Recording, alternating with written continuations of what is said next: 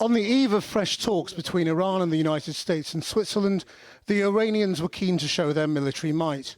Not with ballistic missiles, which the Americans want on the negotiating table, as well as Iran's nuclear capacity, but their naval gear in the Strait of Hormuz, perhaps a possible reminder that it can disrupt one of the world's most critical oil choke points. Iranian state media reporting that the exercises are defensive, but the timing is nonetheless striking. The US deployed a second aircraft carrier to the region, joining what Trump has called a beautiful armada. Publicly, Washington has said it wants strict limits on Iran's nuclear program and limited ballistic missiles range, while Tehran says it's only willing to discuss curbs on its nuclear program in exchange for sanctions relief and won't accept zero uranium enrichment. Speaking today in Hungary, the US Secretary of State Marco Rubio said that while the US is still committed to diplomacy, they remain cautious on the prospects for a breakthrough. I mean, we have to understand that Iran ultimately is governed, and its decisions are governed by Shia clerics, radical Shia clerics, okay? These people make policy decisions on the basis of pure theology.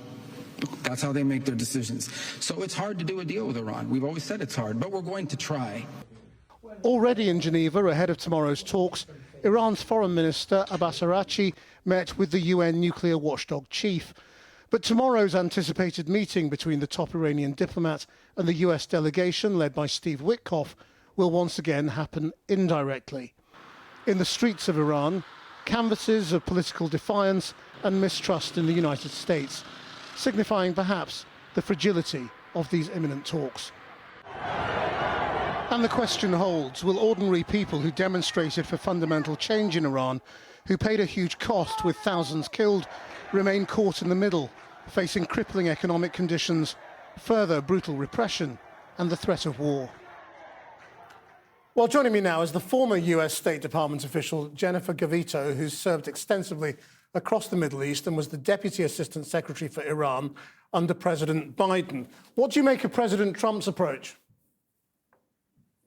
Good morning or afternoon there, and thanks for having me.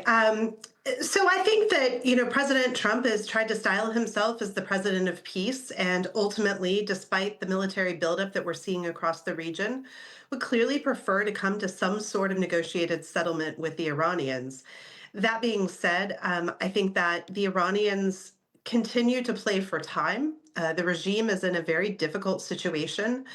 And whether or not they're able to extend the negotiations and provide enough reassurance to the Trump administration, not to mention the Israelis, that they are really willing to step back from their nuclear program remains to be seen. I mean, obviously, the Iranians were hit by the Israelis and Americans, but what kind of military capability do they have when the United States has placed so many naval assets so close? I mean, if this does turn to military action, is the US military in danger? I know that the US military is in danger in terms of, likelihood of losing, but certainly the Iranians can inflict significant damage. They do have a ballistic missile program, and it's referenced in the report that we just saw. Those ballistic missiles can reach certainly US installations throughout the region as far as to Israel, if not Europe. So they are a significant concern. But not all damage is military, of course. The Iranian regime is clearly doing an exercise in the Strait of Hormuz to demonstrate its ability to disrupt global shipping lanes and specifically disrupt global oil trade, 20% of which passes through that very narrow 2-mile wide shipping lane. And so, I think that certainly the U.S. administration, but also, again, the Israelis who are, in close consultation with us, are thinking about the indirect damage that Iran may be able to inflict as well. But do you think a deal is really possible? And if so, what does that mean for the thousands of people who were killed recently in protests around Iran and the promise of Donald Trump that help was coming? Yeah, that's a great question. I am personally quite skeptical that a deal can be reached. Certainly, you could set back the nuclear program, which was already set back through US and Israeli strikes this summer. But the greatest danger really remains Iran's ballistic missile program and its network of proxies in the Middle East. Hezbollah has been degraded, Hamas has been degraded, but the Houthis are still active. Proxy groups in Iraq are still active. And so all of these represent an ongoing threat to the United States, its allies, and certainly our military installations. Without real intent by the Iranian regime to change course, therefore, I think that it is quite unlikely that a long-term diplomatic fix is going to happen over the coming days. And certainly, you're absolutely right that those who pay the highest price for this are the protesters in the streets of Iran, who were indeed promised that help is coming. I don't think that military action was necessarily the best solution at that moment. But unfortunately, the United States signaled that that was what it was undertaking. And so, as you note, a lot of lives were lost through that.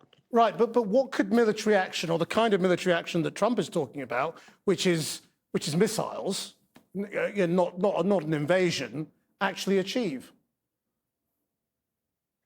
So there's a couple different avenues. It could take out significant Iranian government and military facilities and installations, and therefore hobble the ability of the regime. It could, as many are urging President Trump to do, seek to take out the top Iranian leadership, forcing a leadership change. And that is, I would note, a dangerous undertaking, given that the Revolutionary Guard would be the probable beneficiary of that.